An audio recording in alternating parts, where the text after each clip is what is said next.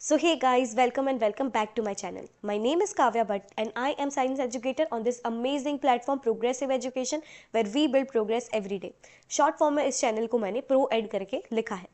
Okay so जैसे कि आप लोग जानते हैं कि आपके बोर्ड एग्जामिनेशंस में बस 2 महीने रह गए हैं एंड अगर आपको डाउट है कि क्या आपकी प्रिपरेशन इनफ है या फिर आप 90 प्लस स्कोर करना चाहते हो या फिर आपको ऐसा लगता है कि मैंने प्रिपेयर किया है लेकिन मुझे ऐसा लगता है कि मेरी प्रिपरेशन में अभी कुछ कुछ कमियां रह गई हैं, तो उन सारी चीज़ों का सॉल्यूशन लेते हुए मैंने अपना एक अल्टीमेट क्रैश कोर्स लॉन्च किया है इस चैनल पे that is totally free of course and आपके लिए मैंने सारे के सारे एनसीईआरटी की line to line PPTs based में नोट्स बना के अपने टेलीग्राम चैनल पे अपलोड करनी है जिसका नाम है काव्या भट्ट. अगर आप टेलीग्राम में जाके काव्या भट्ट सर्च करोगे तो आपको मेरी चैनल मिल जाएगी.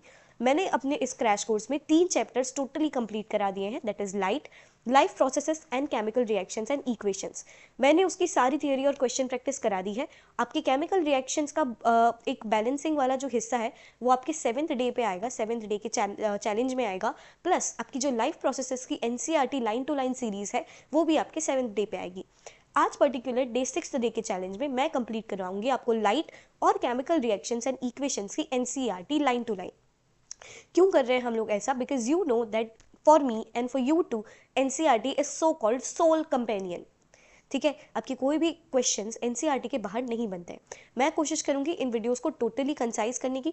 डेफिनेटली ये वीडियो मैं उतनी डिटेल में नहीं बताऊंगी जितना थियोरी कवर किया था because you guys have already given their lot of time. ठीक है, तो इस पर्टिकुलर वीडियो में हम सिर्फ लाइन टू लाइन एनसीईआरटी को पढ़ेंगे, इंपॉर्टेंट पॉइंट्स को हाईलाइट करेंगे और सिर्फ आपको मेरे साथ पढ़ते जाना है. What you are suppose to do is take out your NCERT and जैसे मैं पढ़ाती हूँ वैसे पढ़ते जाओ. ठीक है, okay, so let's get started now.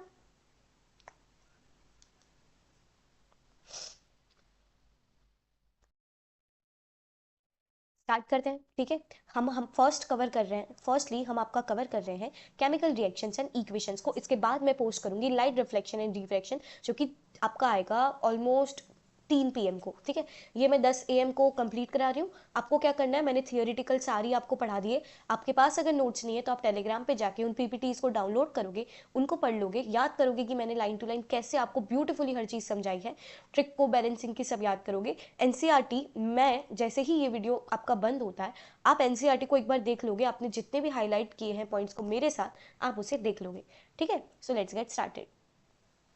Chemical reactions and equation, ये सारी जो चीज़ें आपको दी है ना, ये टोटली अभी मैं डिस्कस नहीं करने वाली हूँ बिकॉज मैंने ये ऑलरेडी बहुत बहुत डिटेल में आपका जो थियोरी था वहाँ पे कंप्लीट कर दी है. ये सिर्फ और सिर्फ आपको बताती है केमिकल रिएक्शंस के बारे में, केमिकल रिएक्शंस के बारे में बताती है या केमिकल चेंज के बारे में बताते हैं. जब हम लोग केमिकल चेंज की बात करते हैं तो वो किसी चीज़ के बदलने की बात करते हैं इस तरीके से कि वो चीज़ जो रिएक्शन से पहले थी वो बाद में बिल्कुल अलग हो चुकी है. ठीक है, this sentence definitely means a lot in your board examination. You are suppose to write this definition of chemical reaction जिसमें आपका जो रिएक्टेंट है और जो प्रोडक्ट होता है उनकी सबकी प्रॉपर्टीज बिल्कुल चेंज हो जाती है. जबकि आप फिजिकल प्रॉपर्टीज की बात करो तो वो सेम रहती है. ठीक है, फिजिकल चेंज में. ओके, थिकनेस थोड़ी सी और कम कर लेते हैं. Okay, in all the above situations the nature and identity of initial substance has somewhat change. क्या क्या चेंज होता है? Nature and identity of the nature and identity of the initial substance has changed. We have already learnt about physical and chemical change of matter in our previous classes. Wherever a chemical change occurs, we say that chemical reaction has take place. ठीक है, so this is also very important point. क्या बोला गया है आपको? जहाँ कहीं भी केमिकल चेंज होता है, ये केमिकल चेंज आपको पता कैसे चलेगा कि किस किस तरीके से हो रहा है? चेंज इन ओडर हो सकता है, चेंज इन टेस्ट हो सकता है, दिखावे में, मतलब पहले अगर रिएक्टेंट का कलर कुछ और था तो बाद में वो कुछ और दिख सकता है.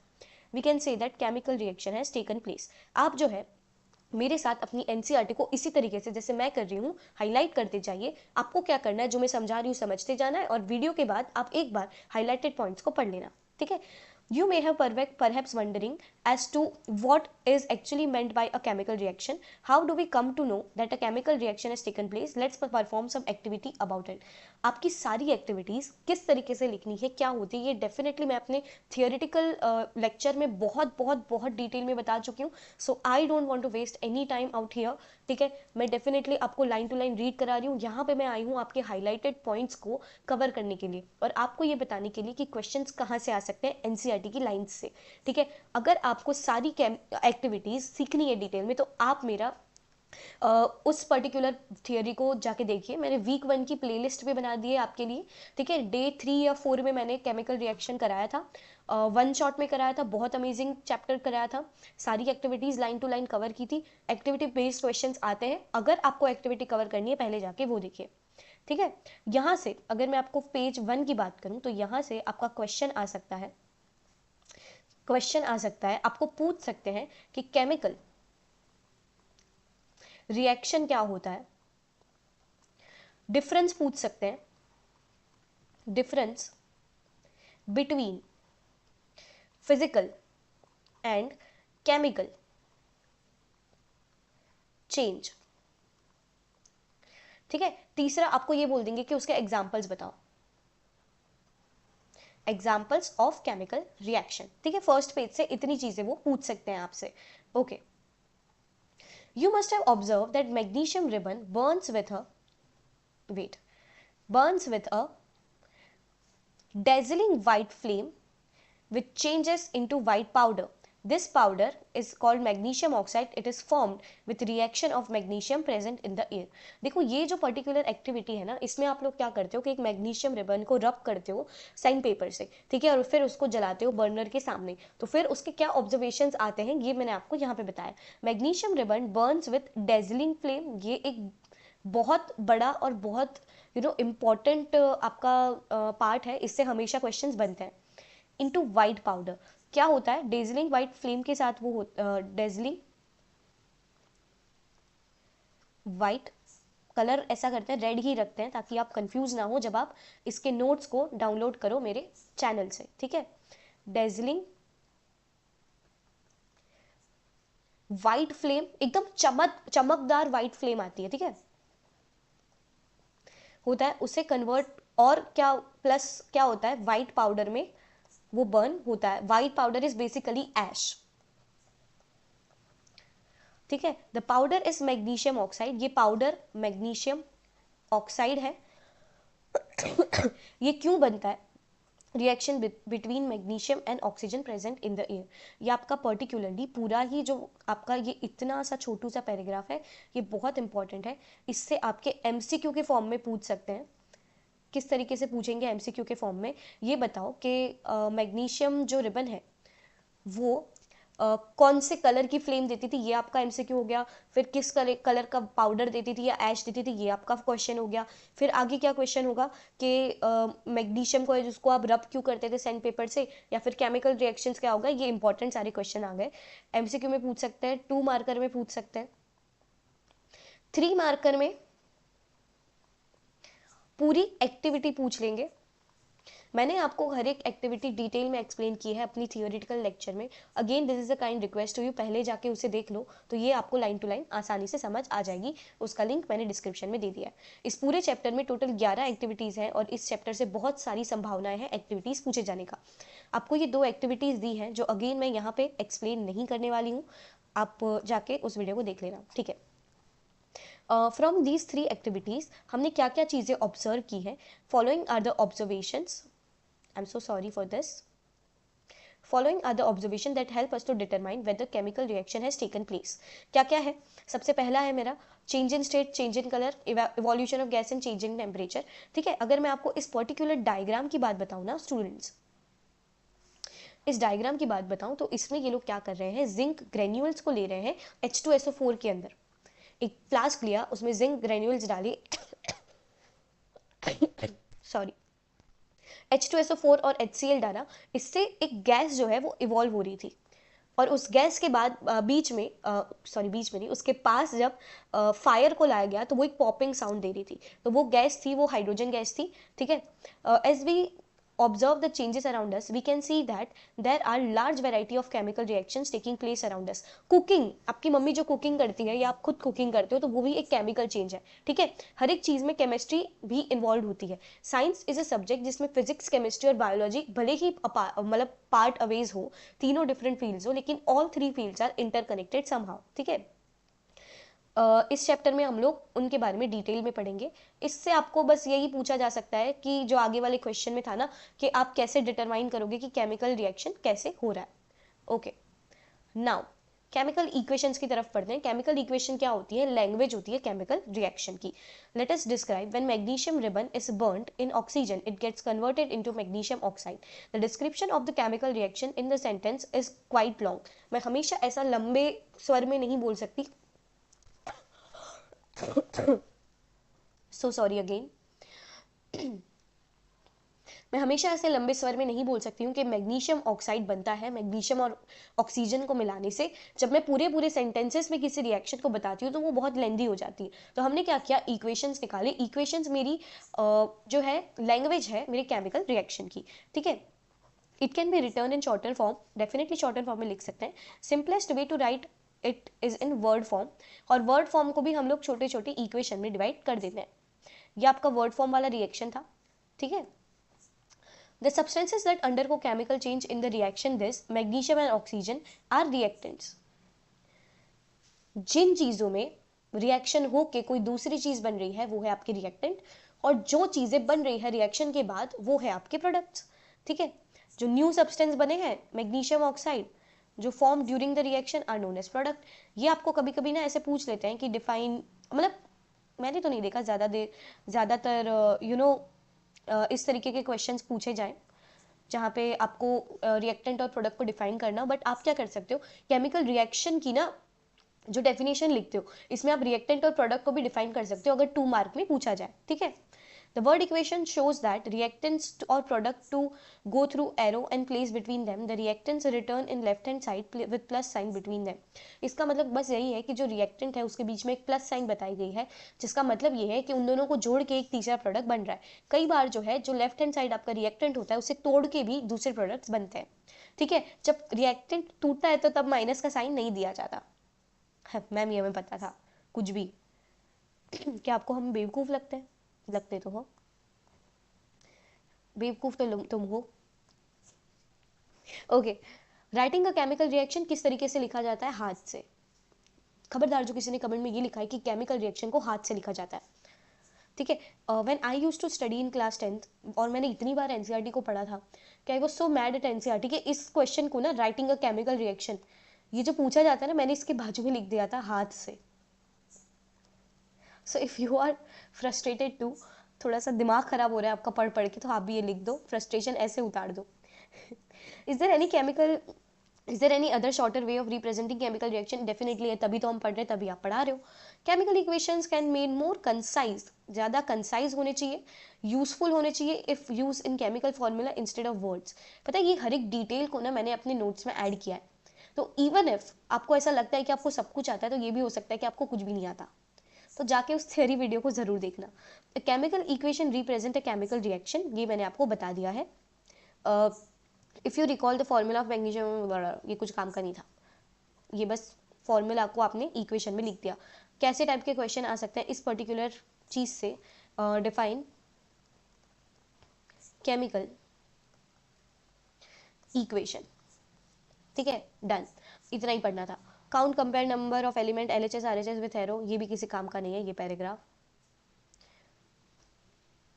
ठीक है. ये अनबैलेंस रिएक्शन की बात कर रहा है. अनबैलेंस का क्या मतलब होता है? हमारे पास होता है कि एक law of conservation of mass, जो कि ये कहता है कि मेरे एलिमेंट का मास अगर x था रिएक्शन से पहले, तो रिएक्शन के बाद भी वो x होना चाहिए, ना तो वो बढ़ना चाहिए ना ही वो कम होना चाहिए. लेकिन जब हम इस पर्टिकुलर रिएक्शन को लिखते हैं, that is your Mg + O2 gives MgO, यहाँ पे देखो ऑक्सीजन का मास कम हो रहा है, तो that is not practically possible. उसे बैलेंस करने के लिए यहाँ 2 और यहाँ पे 2 लगाते हैं, ठीक है. आपकी हिट एंड ट्रायल मेथड होती है बैलेंसिंग के लिए, जो आपकी एनसीईआरटी समझाती है, लेकिन मैंने एक ट्रिक समझाई है अपने कोर्स में, ठीक है. और कल भी जब मैं बैलेंसिंग की वीडियो लेके आने वाली हूँ, तो मैं आपको समझाऊंगी कि हम एक ट्रिक से चीज़ों को आसानी से बैलेंस कैसे कर सकते हैं. Okay. Law of conservation of mass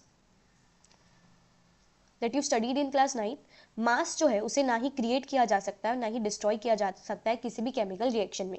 that is total mass of element in any chemical reaction has to be equal to the mass that is present in reactant. ये मैंने आपको explain कर दिया. Number of atoms of each element remains same before and after a chemical reaction. Hence we need to balance a skeletal chemical reaction. ठीक है, इस particular चीज़ से आपको किस तरीके के questions आ सकते हैं students. सबसे पहले आपको पूछ लेंगे what is balancing. पहला क्या पूछ लेंगे, what is balancing, and दूसरा आपको पूछ लेंगे why balancing. ये 2 to 3 मार्क में पूछा जाता है. जब 2 मार्क में पूछा जाता है तो सिर्फ आप यहाँ तक का लिखेंगे, मतलब ये एक एग्जाम्पल तक का लिखेंगे, नहीं सॉरी एग्जाम्पल तक का नहीं लिखेंगे. आपको सिर्फ वाई पूछा जाता है ना, तो आप ये बताते हो law of conservation of mass क्या है, और आप कोई भी एक पर्टिकुलर छोटे से एग्जाम्पल से बता सकते हो. जैसे ये वाला यहाँ पे एग्जाम्पल है, आप इसी से भी बता सकते हो. ठीक है. दूसरा आप ये भी मेंशन कर सकते हो कि जब बैलेंस करते हैं तो हम ना उस पर्टिकुलर कंपाउंड उसका स्टेट भी लिखते हैं जो हमें और डिटेलिंग में बताता है कि वो पर्टिकुलर केमिकल रिएक्शन कैसे प्लेस हुआ है. ठीक है. अब आपका हिट एंड ट्रायल मेथड होता है एनसीईआरटी में जो दे रखा है. Let us study that. Step 1 से लेके स्टेप पता नहीं कितने टोटल दे रखे हैं. ये आपको एक दे रखा है इक्वेशन, इसको आप वो लोग स्टेप बाय स्टेप बैलेंस कराएंगे. आगे FeSO4 वगैरह सबका है, वो देख लेंगे. ठीक है. ये आपको इक्वेशन दे रखा है. आपको क्या करना है, बस LHS एंड RHS का कंपैरिजन करना है नंबर ऑफ एलिमेंट्स का. जिंक यहाँ पे एक है, अरे सॉरी यहाँ पे देखो, यहाँ पे जिंक एक है, यहाँ पर भी एक है, यहाँ पे हाइड्रोजन 2 है, यहाँ पे हाइड्रोजन 2 है, S एक है, S एक है, ऑक्सीजन 4 है, ऑक्सीजन 4 है. तो ये मेरी केमिकल रिएक्शन बैलेंस्ड है अगर मैं उसके स्टेट को मेंशन करने की बात नहीं कर रही हूँ. बाकी जनरली केमिकल रिएक्शन में आपको स्टेट मेंशन करना पड़ता है. Now let us try to balance this following chemical reaction.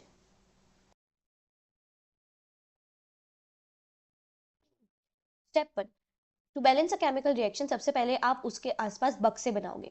बक्से बनाने का क्या फ़ायदा होता है कि आप बक्सों के अंदर कुछ भी नहीं बदलोगे. अगर जैसे मुझे ऐसा समझ लो कि यहाँ पर 4 ऑक्सीजन है, तो मैं इस बॉक्स के अंदर 4 नहीं लिख सकती, मैं यहाँ 4 लिख सकती हूँ. इसके बक्से के अंदर आप कोई भी अपनी कलाकारी नहीं दिखा सकते. सबसे पहले आपने बक्से बना लिए. सेकंड स्टेप आपको क्या कहता है कि काउंट करना है LHS और RHS में कितने एलिमेंट्स है. ये आपको एनसीईआरटी में दे रखा है. Fe एक है, यहाँ पे 3 है, यहाँ पे 2 है, ये 2 मतलब हाइड्रोजन जो है वो ऑलरेडी बैलेंस्ड है. ठीक है. ऑक्सीजन 1 है और 4 है. थर्ड स्टेप आपको ये सिखाता है कि आपको वो एलिमेंट ढूंढना है जो कि सबसे ज़्यादा अनबैलेंस्ड हो. सबसे ज़्यादा अनबैलेंस्ड एलिमेंट डेफिनेटली वही होगा जिसके LHS और RHS के एलिमेंट्स में सबसे ज़्यादा डिफरेंस होगा. यहाँ पे मुझे वो शानदार एलिमेंट जो दिख रहा है वो है ऑक्सीजन. ठीक है. तो मैं सबसे पहले ऑक्सीजन को बैलेंस करूँगी. ठीक है. ऑक्सीजन को बैलेंस करने के लिए मैंने क्या किया, इंटू 4 कर दिया H2O को. जब मैंने H2O को इंटू 4 किया तो अब मेरे पास बचे हैं, वापस से मैं एक टेबल बनाऊंगी जिसमें मैं ये लिखूंगी कि इनिशियली क्या था, बैलेंस करने की क्या ज़रूरत है. मैं पर्सनली ऐसा करवाती हूँ स्टूडेंट्स को कि दोबारा से एक टेबल बनाओ जिसमें ये लिखो कि बिफोर LHS में क्या था, RHS में क्या था, और यहाँ पे एलिमेंट कौन सा है. हमने जब ऑक्सीजन को बैलेंस कर लिया तो आयरन और हाइड्रोजन के बीच में क्या फ़र्क आया. आयरन जो है आपका वो पहले भी 1 था, अभी भी 1 रहेगा, लेकिन हाइड्रोजन को देखो यहाँ पे वो 8 हो गया और यहाँ पे वो 2 था. तो अब हमें इसको भी बैलेंस करना पड़ेगा. ठीक है. अब हाइड्रोजन को बैलेंस करने के लिए हमने यहाँ पे 4 लगाया, जिससे मेरा दोबारा से जब मैं अगर टेबल बनाऊंगी तो मैं इस बात को देखूंगी. आप ये टेबल इसीलिए बनाते हो ताकि आपके दिमाग में ये चीज़ क्लैरिटी रहे. जब आप ज़्यादा प्रैक्टिस कर लेते हो ना तो आप ये बात समझ जाते हो कि मुझे किस तरीके से क्या बैलेंस करना है. लेकिन अगर आपकी प्रैक्टिस नहीं है तो ये बार बार टेबल बनाना ही आपके लिए एक अल्टीमेट सोर्स है अगर आप एनसीईआरटी के मेथड से सॉल्व करना चाहते हो. बाकी मेरी एक पर्सनल ट्रिक है जिसमें आपको इस हिट एंड ट्रायल मेथड की ज़रूरत ही नहीं पड़ेगी. आप ABCD का यूज़ करके, ABCD तो आपको आती है, बचपन से सीखी है, तो उसका यूज़ करके ना आप किसी भी चीज़ को बैलेंस कर पाओगे. ओके.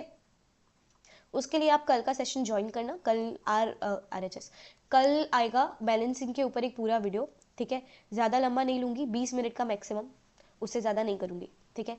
हाइड्रोजन देखो, अब यहाँ पे 8 थे, यहाँ पे भी 8 हो चुके हैं। अब Fe की बात करूँ, यहाँ पे 1 है, यहाँ पे भी 1 है। ऑक्सीजन की अगर मैं बात करूँ तो ऑक्सीजन भी आई गेस बैलेंस हो चुका है। नहीं, Fe बैलेंस नहीं है, I am so sorry for this. This is the reason I don't talk while teaching, okay. Yes, hydrogen हमारा बैलेंस हो चुका है, ऑक्सीजन भी मेरा बैलेंस हो चुका है। मेरा ऑक्सीजन हो गया, हाइड्रोजन हो गया। अब मेरे पास जो भी बचा है तीसरा वाला, वो है आयरन। मैंने ये देखा कि आयरन इस तरफ 3 थे और इस तरफ 1 ही थे, तो मैंने बस आयरन के आगे 3 लगा दिया, ठीक है। तो ये हो गया आपका balance chemical reaction.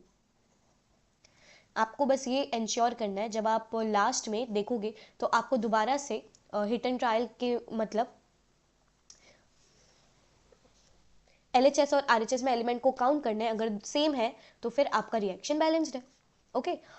Number of atoms and element both the side in the equation are equal. The equation is now balanced. ठीक है. This method of balancing chemical equation is called hit and trial method. We make trials to balance equation by using smallest whole number और coefficient. ठीक है. आप hit and trial method नहीं करना चाहते, मेरी method करके जाना, बहुत आसानी से मार्क्स आ जाएंगे, ठीक है। उसके लिए आपको कल सुबह मुझे ज्वाइन करना है 10 AM, ठीक है। Carefully examine the above equation writing symbols. अच्छा, ये बस इतना कह रहा है आपसे कि आप जो है स्टेट बता रहे हो कि आपका जो केमिकल रिएक्शन में हर एक एलिमेंट है वो कौन से स्टेट में एग्जिस्ट करता है, हर एक कंपाउंड कौन से स्टेट में एग्जिस्ट करता है। जब आपको 3 मार्क में या फिर 4 मार्क में बैलेंसिंग का क्वेश्चन आता है, तब आपको स्टेप बाय स्टेप बताना है कि आपने किस तरीके से एक इक्वेशन को बैलेंस किया। This is my kind request to you कि आप हमेशा उस इक्वेशन को चुनना। अगर आपको ये इक्वेशन याद है तो अच्छी बात है, लेकिन उस इक्वेशन को चुनना जिसको बैलेंस करना आपके लिए आसान हो।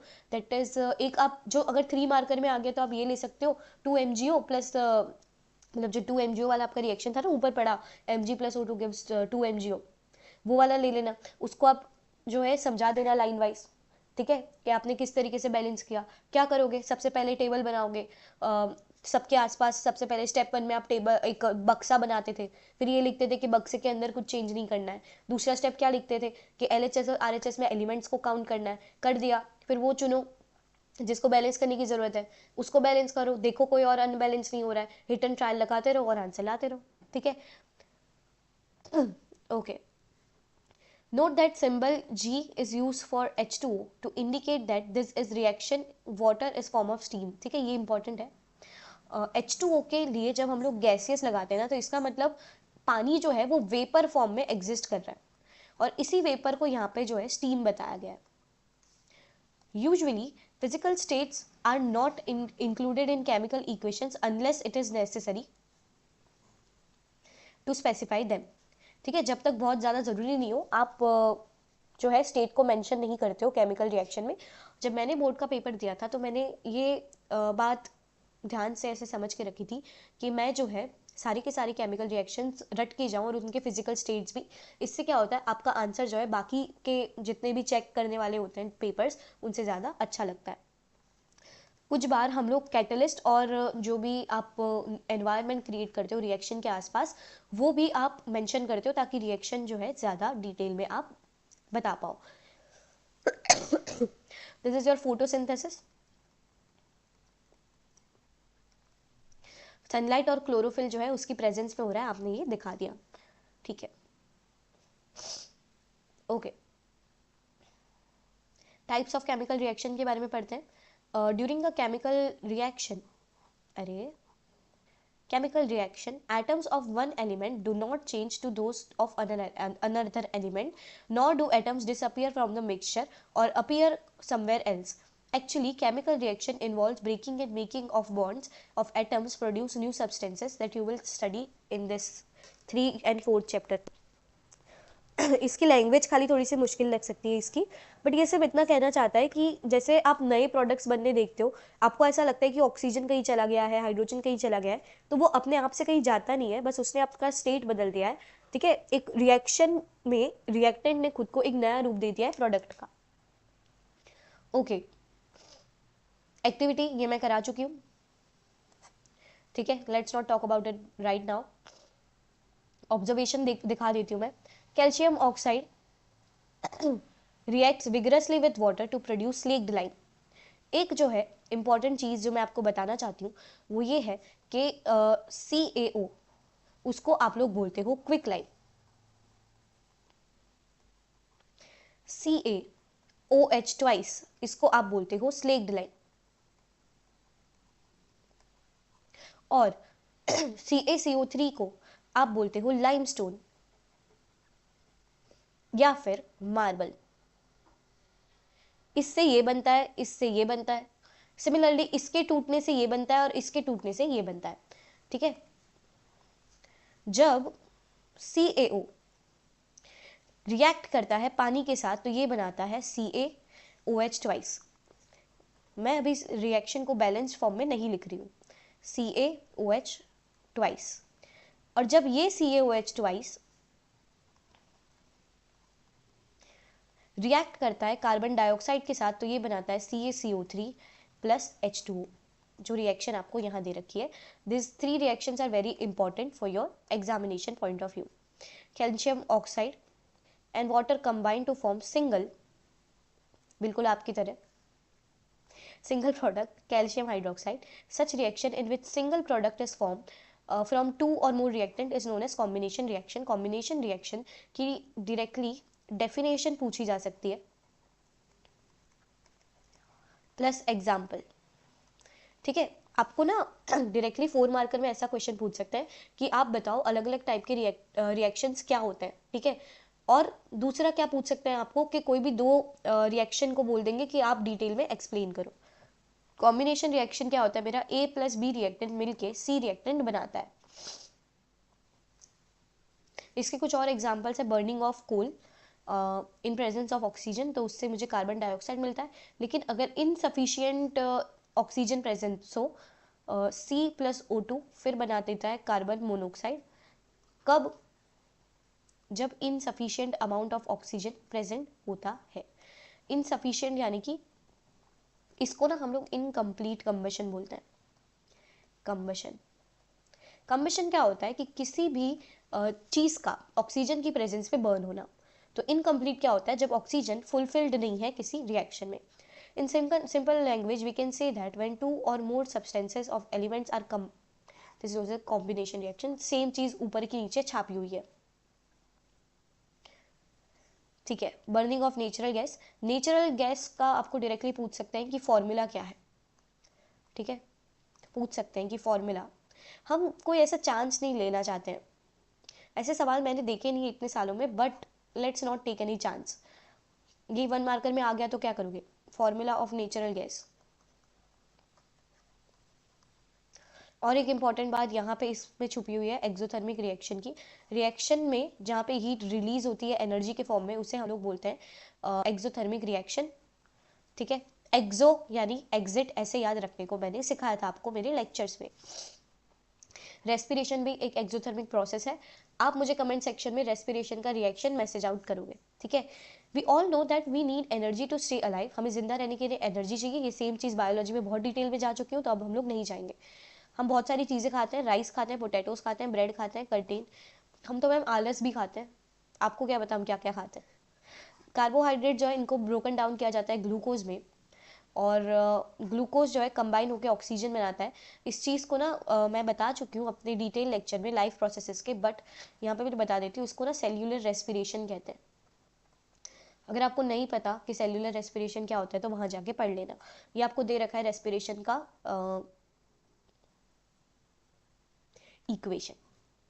Okay, decomposition of vegetable matter into compost एक दूसरा एग्जाम्पल है। जब अगर आपको 3 मार्कर या 4 मार्कर में डायरेक्टली ये दे दिया जाए कॉम्बिनेशन रिएक्शन, तो आप वैसे लिख सकते हैं। Have you ever noticed green colour of ferrous sulphate crystal जो कि बदल जाता है इस पर्टिकुलर एक्टिविटी के बाद? You can say that smell and characteristic and odour burning of sulphur. Sulphur जब बर्न होता है ना तो उसकी कैरेक्टरिस्टिक स्मेल आती है। मैंने तो ये रिएक्शन परफॉर्म किया है, बट आपने नहीं किया तो मैं बता देती हूँ। सल्फर की, अमोनिया की, सबकी ना अलग अलग स्मेल होती है। जब आप पहली बार केमिस्ट्री की लैब में जाते हो, अगर आप साइंस की फील्ड को लेते हो हायर स्टडीज़ के लिए, तो आपको वो अलग अलग चीज़ें स्मेल कराते हैं, और आपको ना किसी पर्टिकुलर रिएक्शन में जानना पड़ता है कि कौन सी स्मेल सब आ रही है। ठीक है, इस रिएक्शन में आप जैसा कि देख सकते हो सिंगल रिएक्टेंट अगेन आपकी तरह टूट जा रहा है सिंपलर प्रोडक्ट्स में, इसको डिकम्पोजिशन रिएक्शन कहते हैं। इस पर्टिकुलर रिएक्शन में ferrous sulphate crystals lose their water when heated and colour of crystal जो है वो बदल जाता है। It then decomposes to ferric oxide while sulfur dioxide and trioxide are gases। ठीक है, बस मैंने पढ़ दिया है क्योंकि ये बहुत डिटेल में मैं समझा चुकी हूँ, तो मैं वेस्ट नहीं करना चाहती time. Decomposition of calcium carbonate एक दूसरा एग्जाम्पल है आपका डिकम्पोजिशन रिएक्शन का। डिकम्पोजिशन रिएक्शन अगर कभी भी आपको पूछ ले डिटेल में तो ये लिख के आ जाना। दूसरा, अब मैं आपको ये बता सकती हूँ कि थर्मल डिकम्पोजिशन होता है, डिकम्पोजिशन होता है, ठीक है, इलेक्ट्रोलाइसिस होता है, तीसरा फोटोलाइसिस होता है।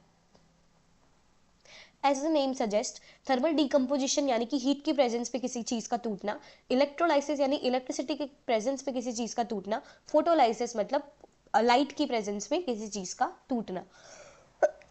और ये सारी एक्टिविटीज जो है ये बहुत इंपॉर्टेंट है और उसी चीज पे बेस्ड है।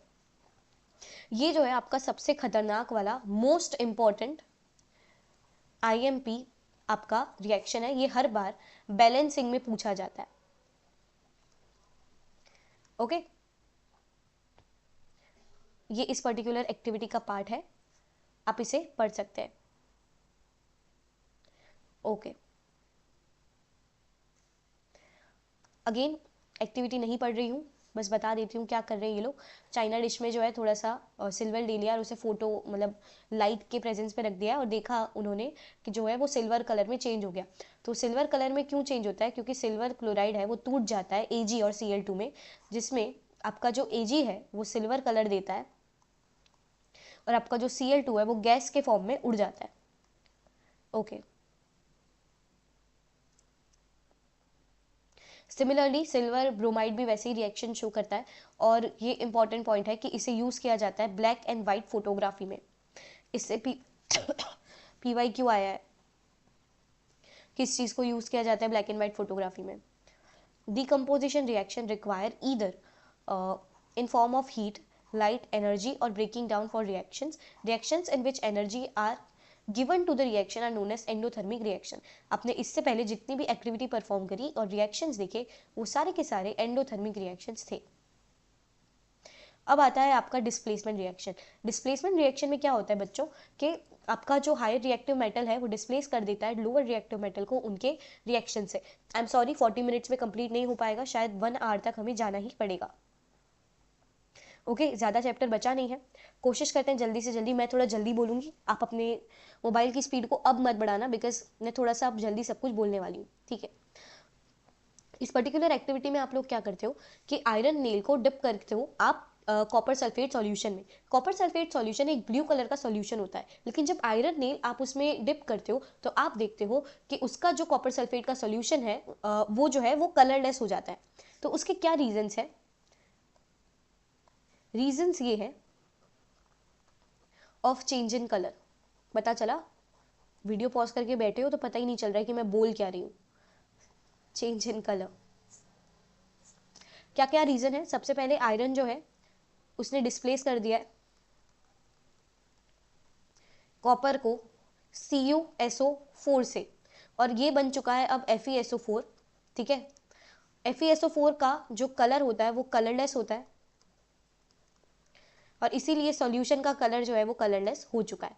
मैंने ऐसा इसलिए लिख दिया है यहाँ पे क्योंकि ये एक बहुत बहुत इम्पॉर्टेंट रिएक्शन है और ये अल्टीमेट रिएक्शन है, जैसा कि हमारा अल्टीमेट क्रैश कोर्स है आपके लिए, अल्टीमेट रिएक्शन है डिस्प्लेसमेंट का। ठीक है, ये भी जो रिएक्शन है दिस इज वेरी इंपॉर्टेंट। ये सारी रिएक्शन जो आपको एनसीईआरटी में दे रखी है ना, यही चीजें बैलेंस करने को आती है। आपको क्या करना है, एक अलग से पेज में सारी रिएक्शंस लिख के रखनी है और उन रिएक्शंस को बार बार रिवाइज करना है।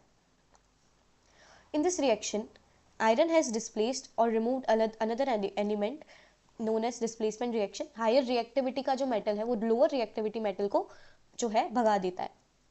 ठीक है, इसके 2 एग्जाम्पल्स ये भी हैं। ध्यान रखना इसका उल्टा रिएक्शन अगर पूछ ले तो वहां पे कुछ मत लिख के आना। इसमें जो है नो रिएक्शन आता है क्योंकि कॉपर आयरन को डिस्प्लेस नहीं कर सकता, क्योंकि कॉपर लोअर रिएक्टिव है आयरन से। सिमिलरली इन दोनों में भी अगर उल्टा लिख के आ जाए तो आप ध्यान रखना, आप कॉपर से डिस्प्लेस नहीं करा सकते किसी को, ठीक है। डबल डिस्प्लेसमेंट में हमेशा स्टूडेंट्स को ये बोलते हैं कि ये म्यूचुअल अंडरस्टैंडिंग वाला है रिएक्शन। इसमें क्या करते हैं, अपने अंदर के जो आयंस होते हैं, अपने साथ वाले जो आयंस होते हैं वो म्यूचुअली बदल जाते हैं किसी भी केमिकल रिएक्शन में। White substance which is insoluble in water formed is known as precipitate. Any reaction जिसमें precipitate बनता है उसे हम लोग precipitation reaction कहते हैं। Direct question आता है, what is precipitation reaction? Plus आपको एग्जाम्पल पूछा जाता है। एग्जाम्पल है आपकी ये एक्टिविटी। देखो मैं जानती हूँ, मैं बहुत बार बोल रही हूँ एक्टिविटी करो एक्टिविटी करो, बट यार ये बहुत इंपॉर्टेंट है। 11 एक्टिविटी अगर एक चैप्टर में दे रखी है तो यू कांट इग्नोर इट। सारे क्वेश्चंस केमिस्ट्री में लॉजिकल आते हैं, एक्टिविटी बेस्ड आते हैं, तो you are suppose to do that, ठीक है। Na2SO4 प्लस BaCl2, BaSO4 और NaCl में टूट जाता है, ठीक है। बेरियम सल्फेट का प्रेसिपिटेट बनता है जो कि वाइट इन कलर होता है।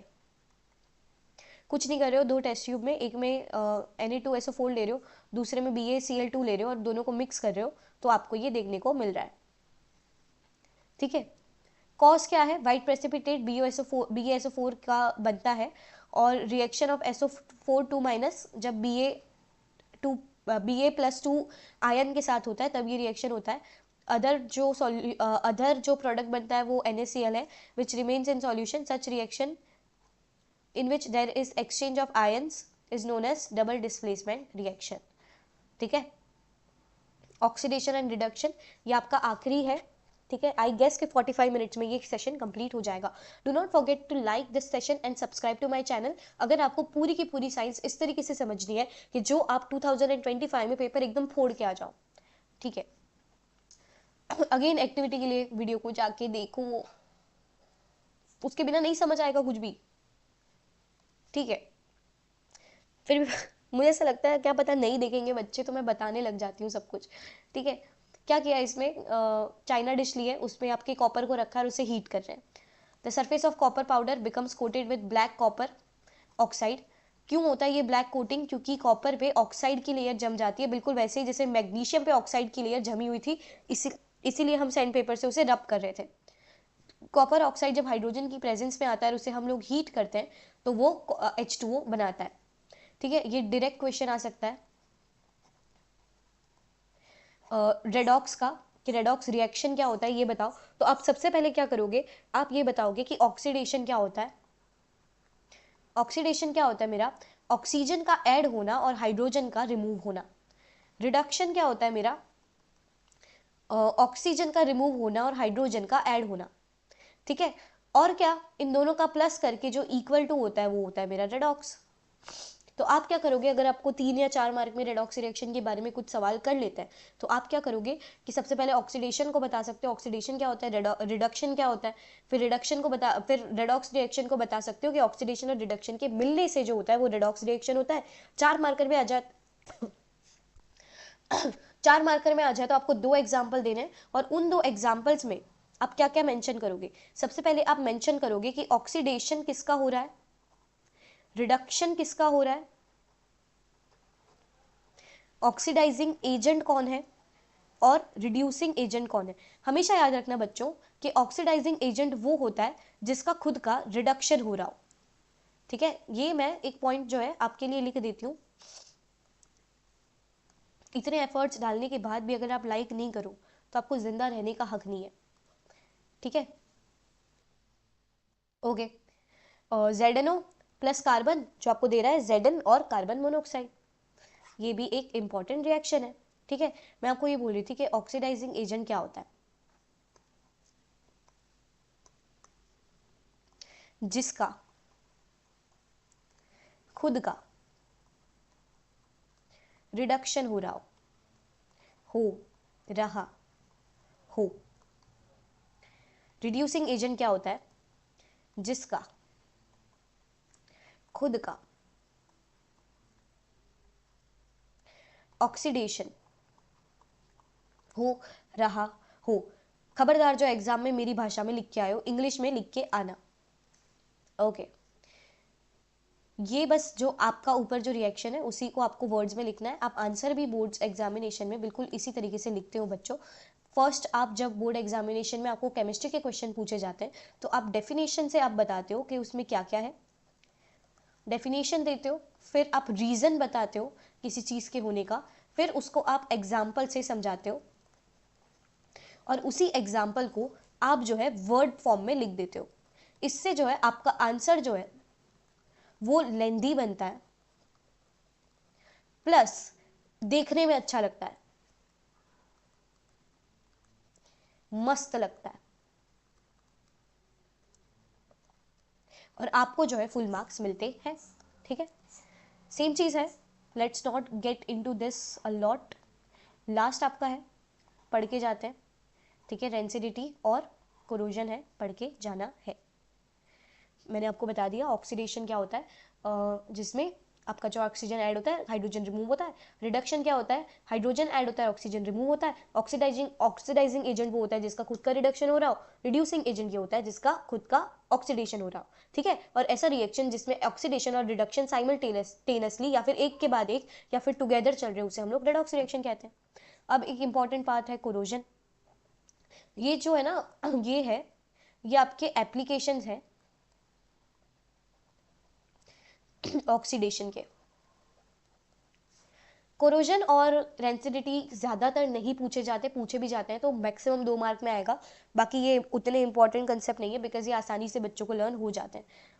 आयरन आर्टिकल्स जब आप बाहर रखते हो मॉइस्चर की प्रेजेंस में तो वो कोट हो जाते हैं रेडिश ब्राउन पाउडर से, जिसे हम लोग प्यार से रस्टिंग कहते हैं। लेकिन एक बात आप याद रख सकते हो जो मैं आपको बता दूं कि कोरोजन है वो एक फिनोमिनन है, बट रस्टिंग जो है वो पार्ट है सिर्फ। कोरोजन रस्टिंग नहीं होता है। हर एक मेटल जो है वो कोरोड कर सकता है जब वो मॉइस्चर या फिर एनवायरनमेंट के कांटेक्ट में आता है। ठीक है, ओके। कलर कोटिंग चेंज हो जाता है कॉपर और सिल्वर का, काले पड़ जाते हैं जिनको हम लोग साफ करवाते हैं। ठीक है, जब मॉइस्चर एसिड वगैरह की प्रेजेंस में आते हैं। ठीक है, black coating of silver green and coating of copper जो है वो बदल जाते हैं कोरोजन में। Corrosion causes damage to car bodies, iron railings, ships and to all metals specially those of iron. बहुत बुरी तरीके से डैमेज करते हैं। दिस इज द रीजन कई बार आपकी बिल्डिंग्स गिर जाती है, रस्टिंग बहुत बढ़ जाती है। जिन बिल्डिंग में भेज पड़ता है, ठीक है, पानी पड़ता है उनकी दीवारों में, वहां पे रस्टिंग होने के चांसेस ज्यादा है और दीवार का टूट के गिर जाने के चांसेस ज्यादा है। ओके, ये एक बहुत सीरियस प्रॉब्लम है। हर साल इसमें बहुत सारा पैसा लगाया जाता है, चूंकि आप देखते हो कि बहुत जगह रीडेवलपमेंट होता है और बहुत जगह नए ब्रिजेस वगैरह सब बनते रहते हैं। रेंसिडिटी क्या होता है, कभी भी आपने अगर स्मेल किया हो या टेस्ट किया हो खराब बिगड़ी हुई चिप्स वगैरह को, ये इसलिए होता है क्योंकि मतलब एनवायरनमेंट की प्रेजेंस में आने के बाद वो बिगड़ जाती है, केमिकल रिएक्शन होता है। आपके जो ऑयल कंटेनिंग आइटम्स होते हैं जब वो मॉइस्चर के कांटेक्ट में आते हैं तो वो बिगड़ने लग जाते हैं। उनको बचाने के लिए हम लोग क्या करते हैं, अगर आपने चिप्स का पैकेट देखा हो तो उसमें ना वो फूला हुआ होता है क्योंकि उसमें नाइट्रोजन गैस होती है। When I used to be a kid, मैं हमेशा ऐसा पैकेट चुना करती थी जिसमें एयर कम हो। मुझे ऐसा लगता था जिसमें एयर कम होती है तो उसमें जो है चिप्स ज़्यादा आती है, बट ऐसा नहीं होता। जिनमें एयर कम होती है वो बिगड़ने के चांसेस ज़्यादा हैं। आप हमेशा किसी भी चीज़ को खाओगे तो उसका उसके अंदर हवा कितनी है ये चेक करोगे, प्लस उसके अंदर की जो एक्सपायरी डेट है वो चेक करके ही खाओगे। यूजुअली सब्सटेंसेस प्रिवेंट ऑक्सीडेशन, जिनके ऊपर हम एंटीऑक्सीडेंट्स डाल देते हैं। आपका जो N2 गैस मैंने बताया वो भी एक एंटीऑक्सीडेंट है, वो ऑक्सीडेशन को होने से रोकता है। Added to food containing this, ठीक है, in air containing helps to slow down the oxidation. कई बार हम लोग जो है ऑक्सीडेशन को स्लो डाउन करने के लिए हम उनमें एंटीऑक्सीडेंट्स डाल देते हैं। बैग ऑफ चिप्स उसका एक एग्जाम्पल है। So here your whole chapter has completed and मैं ऐसा कह सकती हूँ तो आपका जो डे 6 है आउट ऑफ 31 डेज चैलेंज, उसका पार्ट 1 जो है वो कंप्लीट हो चुका है। आप मुझे ज्वाइन करोगे कितने बजे, 3 बजे। लाइट चैप्टर बड़ा है और ये आप सोच लो कि आपको बोर्ड में अच्छा स्कोर करना है या फिर हमेशा टाइम देखते रहना है।